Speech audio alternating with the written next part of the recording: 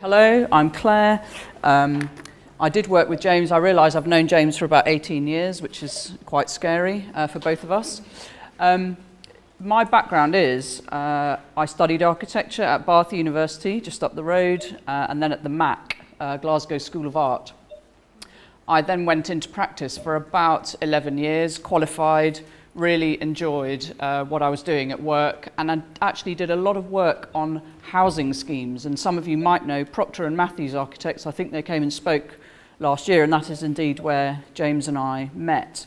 Proctor & Matthews, we did some fantastic, really interesting schemes, and I don't say they're fantastic because we're great. We just got the opportunity to work on schemes which had innovation in, and we were given the time and the latitude and the money to actually look at sustainability, in particular at Greenwich Millennium Village. So huge opportunity there.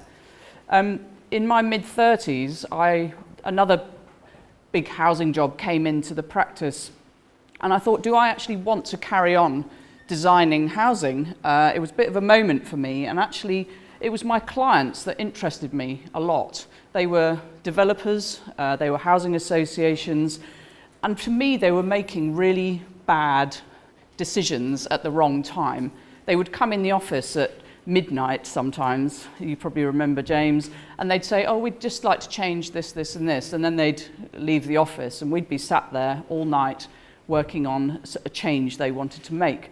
So I found my clients really quite annoying, and sometimes they would say, oh, we don't want to do any affordable housing, or we don't want to do any shops, and I just thought, actually, there's a job there that I think I would enjoy. So I rapped on the door of Peabody Trust, who some of you might have heard of, big housing association in London. It's been going for over 150 years, and said, can I have a job with you in the development side? And they said, go away, you're an architect, you don't know what you're talking about. So that was a bit disappointing, but I did actually end up getting in there, doing a research job for them, and I was determined to learn what it meant to be a client, i.e. the money side, the sort of the business of managing big housing projects and so on, from that side. And I gradually learnt it, and then I got to lead a team developing a lot of new housing schemes with them. And I have to say, if the client side's something you've ever considered, and you may not be considering it right now because you're really into doing your design work, but if it's something you've ever considered, you still get to do architecture. You just don't have all the really hassly, annoying bits, and it's incredibly rewarding. And you actually get to commission architecture from some really excellent people like Howarth Tompkins Architects, like Proctor & Matthews, in fact, and many other smaller practices, giving them their first schemes. It's really, really rewarding. So I think James probably thought I was going to talk all about the buildings I'd done at Peabody, and slightly annoyingly for him, but hopefully it will be interesting still to you, I'm actually going to talk about what I did next. Inevitably my Peabody buildings will come back into this, but I decided that aged 45 last year, I actually needed to take a year off. I'd never taken a year off aged 19 or aged 21 or aged 25, because I was actually really boring at that age, to be frank. I didn't know anything about anything. I'd been in education my whole life. I didn't know what I wanted to see, who I wanted to talk to. And it was only when I nuked my job and decided to take a year off that actually I thought I'd better get out there and see what other people in Europe were doing in terms of housing. So this is the trip I did. I actually bought 2 Interrail tickets. It's £500 a month, everybody, which actually is not very much.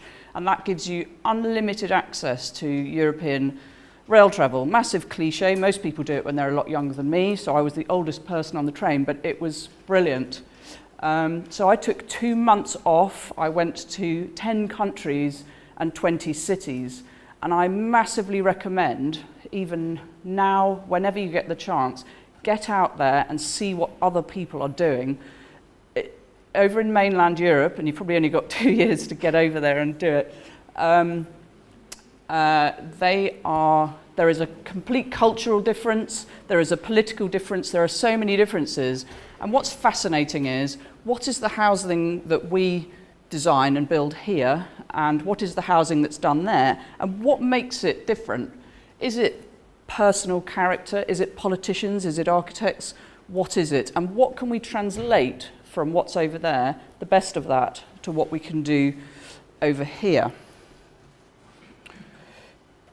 So the other thing that you can do, of course, is stay Airbnb in brand new housing schemes, which I did 2 or 3 times. So you can book yourself into a scheme and go, does this scheme work? You can live there for 4 or 5 days and work out what the successes and failures are. So this is Copenhagen. They've built loads of new housing over there. They built 1,100 new homes around a set of brand new canals. There's a slightly mad developer over there that just says, right, we're doing this. And of course, Copenhagen is all about the water. So I stayed in this place, 2-bedroom, 2-story maisonette with a canal right outside it at the back. And you can see the balcony that my host, Pauli, who's in the center, had, is just floating with his outdoor furniture on the canal. And a friend of his came round, he drove round on his balcony. So don't ever imagine that housing is, not imaginative, it's a bit boring, everybody knows what a house looks like. This completely changed my perception of what a balcony was. So Pauli's friend drove his balcony round, a bit bigger than ours, and then he said, let's go for a ride on our balconies. So we did. And Copenhagen Harbour is incredible. Now in London, or even in Bristol, frankly, these kind of 2-story apartments with pontoon balconies would have been for the super rich, luxury end, etc. But this was a very ordinary home I was in, and I was just fortunate enough to be able to share that experience and do something mad and really interesting that just made me think about what a detachable piece of your home might be. And that's us returning to Pauli's home, which is the one with the red square on it. And I said to him, my God, you've got all these canoes and paddles and stuff sitting in that double height area with a great big garden behind it. I said, don't people just come and nick the canoes and so on? And he said, oh, Claire, you can tell you're from London, obsessed with antisocial behaviour and theft and etc. But over here in Copenhagen, nothing gets nicked. Everybody understands how to live communally and what that means and how to share things. And I've been obsessing recently about sharing and the fact that in this country, we find it very difficult to share. And it's a part of whether it's your car or a garden or a block of flats even, living in a flat at my age or at any age is seen as something you do temporarily, and then you get a house with its own front door and so on. You don't do sharing. And I'll come back to that one as being a really interesting national trait that we have. So talking of sharing, this is Amsterdam and something called Funen Park, which you may have been to, which is essentially like a zoo for humans. It's a bunch of pavilions sitting in a park. It's a way of living that we would find extremely difficult in this country. Wonderful buildings, really beautifully made, mad paving, no streets in there. Vehicles can drive into it, but it's not encouraged. It's basically a park with a bunch of pavilions in it. And some residents there said to me, all British people would hate to live here because you can essentially walk up right to the front of any of those buildings. Lots of communal barbecue areas, bench seating, etc. All the cars are buried underground. It's a wonderland, really. It's kind of amazing, but people leave plants and bicycles and so on right outside their homes.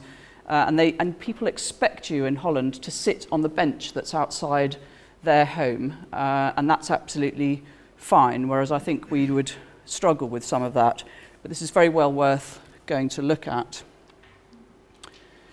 Now, I went to 20 cities, as I mentioned, and everyone thinks that in London and in the UK in general, we've got a population boom that's not repeated anywhere else. Well, that's wrong. Every single European city I went to, the population was exploding at a rate of about 0.5 to 1% per year. I'll give you an example. For London, what that means is that 100,000 net new people are arriving, whether by birth or immigration, compared to people leaving or dying. 100,000 new people every year. It's extraordinary.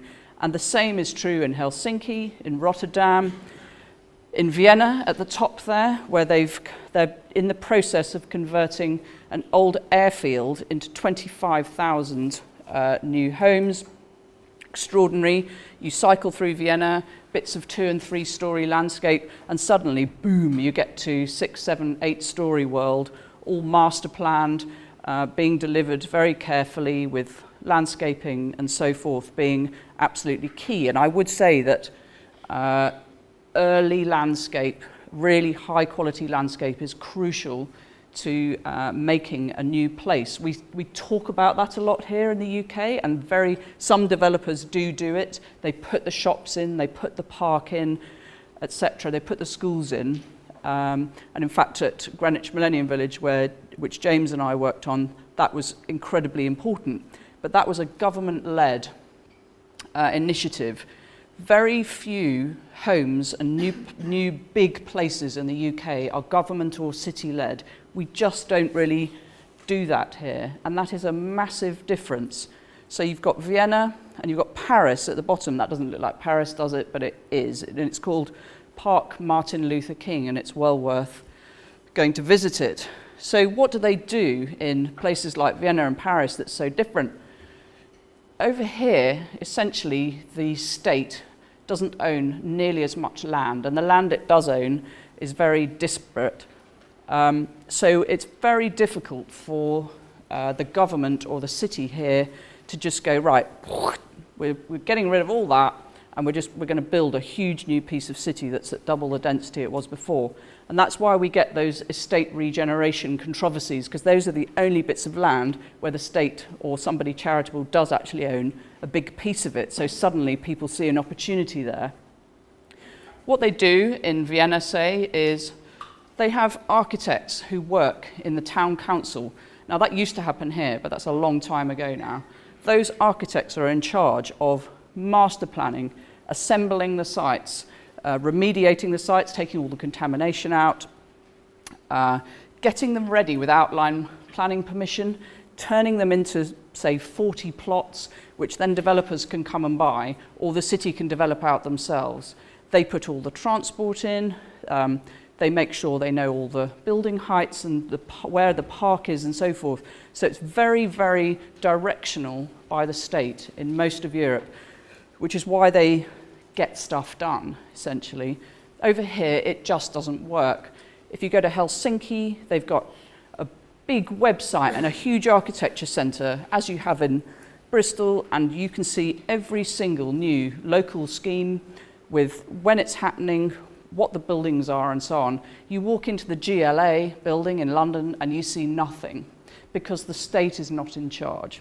Now, I'm not necessarily advocating public sector does everything, but do you know what? We're only delivering half the housing we need in the UK right now, and it's because the private sector does what it does very well, but it's not going to deliver twice as much as it has been. So there is a way in which I saw the hand of the state when I went across to Europe. What's also interesting about these brand new housing schemes across the channel is that older people quite often move into them. Yes, families move in, but older people really enjoy the peace and quiet, the modern facilities, the cafes, the landscape, and so on. And that's been an interesting byproduct of what they've been doing. Just a couple of quick ones. Helsinki on the left. Please go to Helsinki. Beautiful architecture, expressionist. That's just a very ordinary building on the left. Down an ordinary street, but it's got the most fantastic historical stuff that you'll ever see. On the right is brand new. It's in a place called Eiberg in Amsterdam. They make land in Amsterdam. Everyone says, oh, land is finite and you can't make it, and that's why we're in so much trouble. Well, it isn't. You can make it, in fact. And they do. And they've got a load of self-builders over there building their own homes, whole terraced streets, which are really beautiful, of individual homes doing their own thing.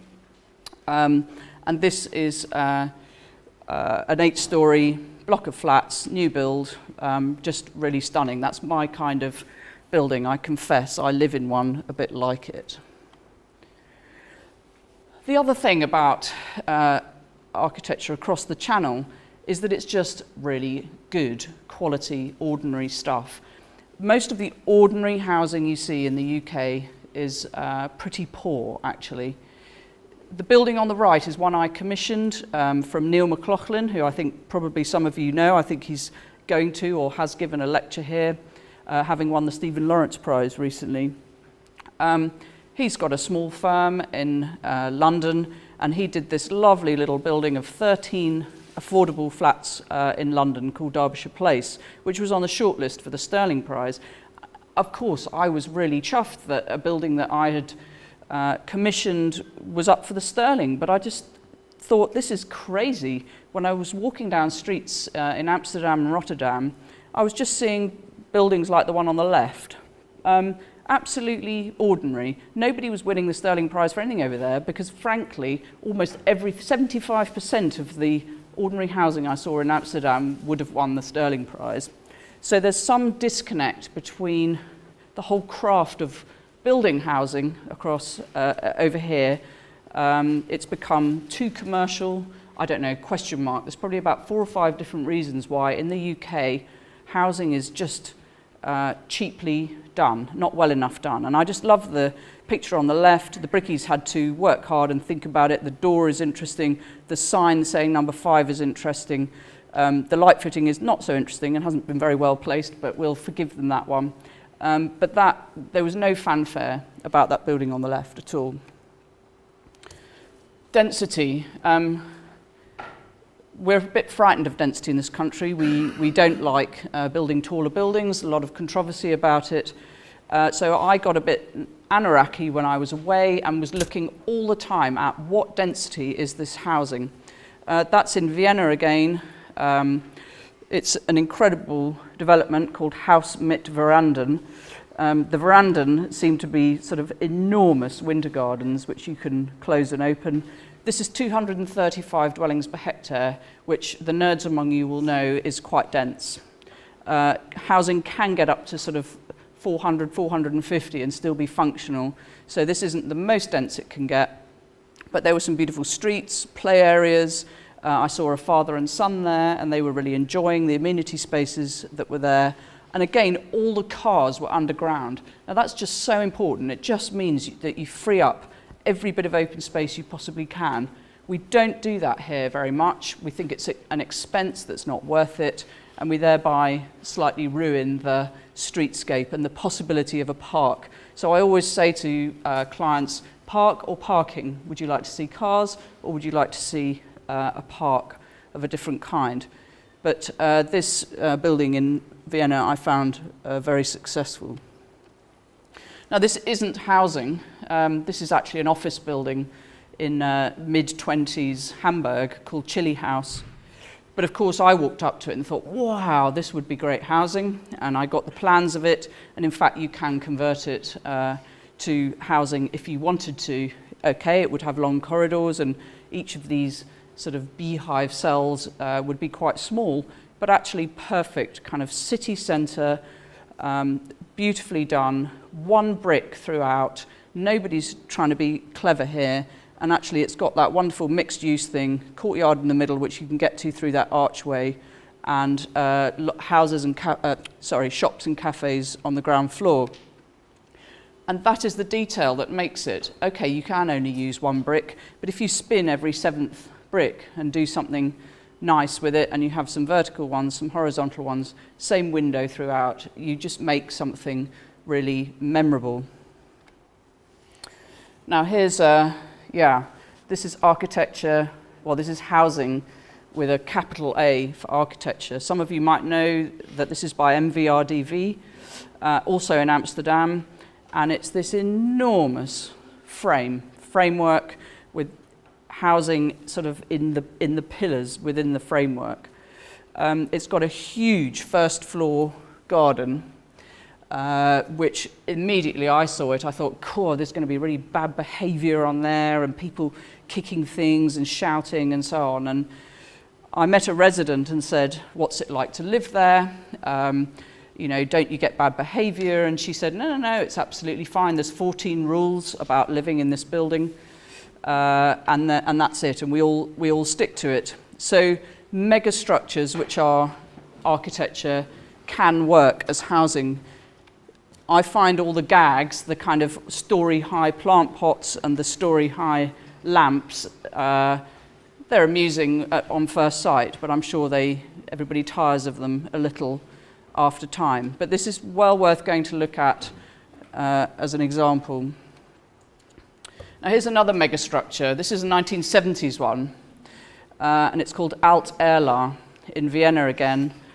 I mean, could the architect ever have dreamt that the residents were going to do the planting quite so well up their building? We all draw lovely plants and trees and climbers and so forth on our buildings at times, but this was really quite incredible. And again, it took going to Vienna's architecture centre to actually find this building. So went to the architecture centre first, and they're so important, and you're so lucky to have one here.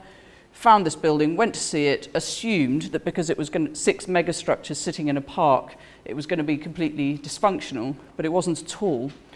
And I looked up some social research on this about this building, and they interviewed all the residents in here, and I think there's something like 3,000 homes here, a swimming pool on the roof of each of these buildings and a swimming pool inside as well, plus saunas, 33 club rooms in the sort of belly of each of those buildings, and shops, etc. What they found was the residents were not only happy, they were actually on average more happy than most people in Vienna, but also they very seldom left the building, which could be a little bit of a worry, but they didn't need to, in effect. So they've made a city right here, and actually megastructure housing like the Unité and various other models is quite an interesting model, and I would suggest that for certain clients, like some older people or people that find it difficult to get out and about, this kind of community is actually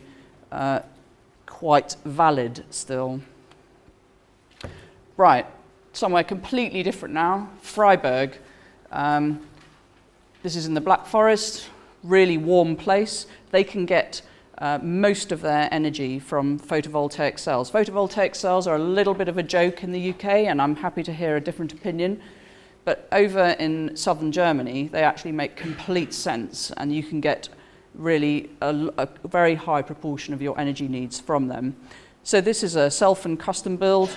This is basically, and I met a few of them, a quite extreme place.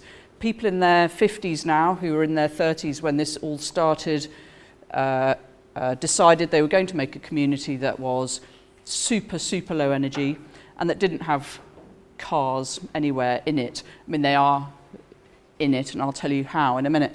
But along this street here, you may not park on that street or on your front garden or anything. And in fact, there's only 17% parking here. And that's fantastic. If you try to do it in the UK, that would be really, really difficult, a very difficult sell apart from anything else. So, and in Germany, it's not that dissimilar, but if you've chosen to come and live here, then basically you've chosen to live that lifestyle. And the people that live in this area called Vauban in Freiburg are known as kind of, you know, bit outlaw, bit hippie, whatever.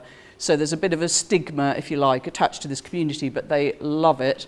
But what's interesting is the 50-somethings are still absolutely adamant about not parking and using the right amount of energy and being energy efficient. The 30-somethings are a bit, you know, when I spoke to them on the street, they were kind of, oh, they're a bit radical and so on, and, you know, we don't really believe in that stuff. So, again, the community started one way and is developing slightly differently. But what's great about this place is there are children cycling and on the streets, drawing on the streets. It feels very, very free, and everybody's living in the building that they've chosen to live in. That self-chosen thing is big in Berlin as well. Berlin is somewhere that James knows an awful lot about as well. Baugruppen, people get together and they buy some land and build a block of flats exactly how they want it. That sounds really easy, doesn't it? Of course, when I met the residents there, they were like, oh, we had 55 arguments, we didn't know which communal spaces to put in, we argued about the landscape, but you know, they made it work. They did that communal thing, getting together and getting the building designed the way they want it. Sometimes that was quite informal. So the building on the left, you can see, I don't know if you guys have done much detailing yet, but there is virtually no detailing in the building on the left. It looks like it's just been thrown together on one weekend.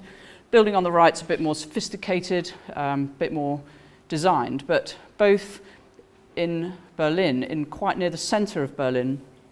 And actually, in the development on the left, I went to it, was taken around by the architects, and I saw some sort of yurts off, you know, some very informal yurts. They looked pretty much like sheets hanging over a few bamboo sticks, to be honest. And I said, crikey, what's happened over there? You know, British, I'm assuming that, you know, somebody's done an occupy of some kind. And they said, oh, no, Claire, that's teepee land. And I said, what? And they said, oh, that's just a different housing choice for people that want that. And I said, oh, right, okay. Because it was right on the Spree, so it was effectively right on the Thames or whatever, and land had been given up to people living in yurts, and there was a little private beach there. And I just thought, how is this possible? And basically it's going to become less possible soon because the city of Berlin has run out of money and land is being sold to the highest bidder rather than, oh yeah, you want to build your own homes, here's some land, get on with it. So availability of land, and then mortgages, really boring, but trying to get a mortgage for something like this in the UK is very difficult. It's all coming on a bit, there's a lot of self and custom build stuff going on now, but much harder. So the conditions are right in Germany for people to commission their own housing. Very quickly, MVRDV again in Rotterdam, and this is about art and housing. I'm very suspicious of when people say, oh, can you spend 100,000 on some art in your new development? And it just makes me sort of cringe a bit because it can look like, you know, that thing that somebody's put in the public square and nobody quite knows what it's for and people take the mickey out of it. But actually it's been successfully done in a couple of places I saw. One in Rotterdam in this market hall, and there's a lot more to say about that, but I'm going to hurry on a bit. And on the right is a tiled Turkish carpet on a scheme which is on an old pottery works in Helsinki. They had 20 artworks around this new estate, and they had a leaflet, quite a beautiful one, which told you how to go and see each one. And as a visitor to a housing estate, it's a wonderful thing to be able to sort of go and look for the art and then experience the estate at the same time. Balconies. I wrote a blog post about balcony design. I think balcony design is one of the most important things in new housing in the UK. Whenever I talked about balconies to my estate management colleagues at Peabody, they would say, please don't do any balconies, Claire. Why? Well, people put stuff on them and, you know, you can see their stuff and it's terrible and what? And I said, my God, a balcony changes your life. I moved from a flat where I had no balcony to one where I do, and if you're lucky enough to live in a flat with a balcony or even a garden, then you'll know what a massive difference it makes to your life. So I did a sort of bit of a gazetteer of balconies while I was away. The crazy ones on the left are in Copenhagen, in a really bizarre, dysfunctional place called Ørestad, which I recommend you go and see. But this is older people's housing, and I thought, right, well, those balconies look quite cool, and they're very sheltered and quite private. But I'm sure they shade the room behind them quite a lot. That's my criticism of those ones. And then you get the balcony for the exhibitionists on the right. We did actually see some people doing some gardening in those crazy balconies. But you have to be very public-facing to want to spend a lot of time in those, I would suggest. And they're in Vienna again. Awnings. I love awnings, and I don't know why we don't do them over here. I assume that Loads of awnings went wrong in the 60s or the 70s or something, but let's bring them back. They're all over Northern Europe. They're wonderful. They don't cost much. They do the shading you want. You can flip them up, down, retract them to suit the sunshine during the day or at any given season. They make the building look extremely funky. I hope you would agree that this building's great. This is older people's housing, again in Amsterdam.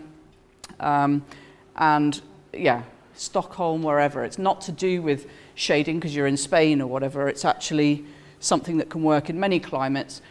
The dancing around that James and I and various other people had to do on the housing we were designing to get kind of great big projecting metal sort of brise soleil or whatever, they cost loads of money and they're really inflexible. Let's bring back awnings. Right, coming to the close now. So this is Bordeaux. You know, you think of Bordeaux like Oxford or York or Bath or somewhere really beautiful that's kind of absolutely frozen in stone, and it is UNESCO protected. But they're doing loads of new homes there, some with more success than others. But this is an old market district, so these are fabulous old concrete market buildings which they've repurposed into an art school. And essentially, if you want to do a development and you want to make place immediately, just get some art students and stick them in there, and then all the people living in the housing suddenly have great cafes, interesting people walking around, and a lot of life during the day. But that's being cynical, and I don't mean to be. It's actually a great new place in the south, or it's in the east of Bordeaux, in fact. Right, this is where I make you really cross. Property prices, absolutely extraordinary. So I'm going to tell you to leave the country now, quick, by the way. Those rents on the left are in Marseille, 560 euros a month to live in a one bed and 693 to live in a two bed. Beautiful places, and on the right is the outright sale price of new apartments in Nantes. I can't tell you, everywhere I went, everything was about half price or even a third of the price than it was in the UK. It was extraordinary. And every time I spoke to residents, planners, architects, and I said I was from London, they would do this kind of, ooh, how terrible, you know, oh, I'm so sorry. Because they think that we're a bunch of kind of money-grabbing, money-chasing, money-obsessed people here. And they're not entirely wrong, but Right, I think I've got 4 slides of things I hate. I don't know if anybody knows who designed this. This is by Daniel Liebeskind. Danny does housing in Milan. Loads and loads of angles and corners and 10,000 things to go wrong on this building. I was taken around it by the sales agent. She wasn't that into it. But there's also 2 stories of parking underneath this building, and the parking ratio is 2 cars to 1 home, something that you just never get in the cities over here. And I said to her, oh, in London that would be about half a parking space per home, and I could see her legs kind of going from underneath her. She's like, how can you sell a home without the possibility of a parking space? So you realise that it so depends where you are, what the expectation is. And this is the middle of the city in Milan. But in Milan it's all about fashion, it's all about names, labels, brands, if you like. So they've got some Zaha housing, which is just off screen here, which is equally bizarre. They've got the Liebeskind, they've got the Isozaki, they've got, you know, Foster. They've designed the housing, and of course they don't do a lot of housing, so it's a bit overcomplicated and it's not very good. There you go. Ah yes, I went to Prague for a day off, but of course I saw Frank Gehry's masterpiece on the left, which is actually horrible, and I'm not going to talk about that.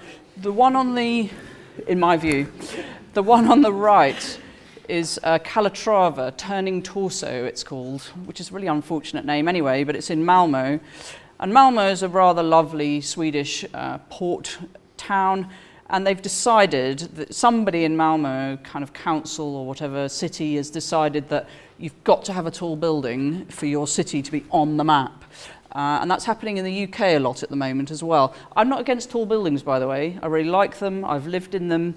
I've worked on them. It's all about context, and for me, that context there on the right, I've taken the meanest possible picture, but is just not flattering and not clever, and they could have done it differently. There's also a massive wind effect at the bottom of that particular building.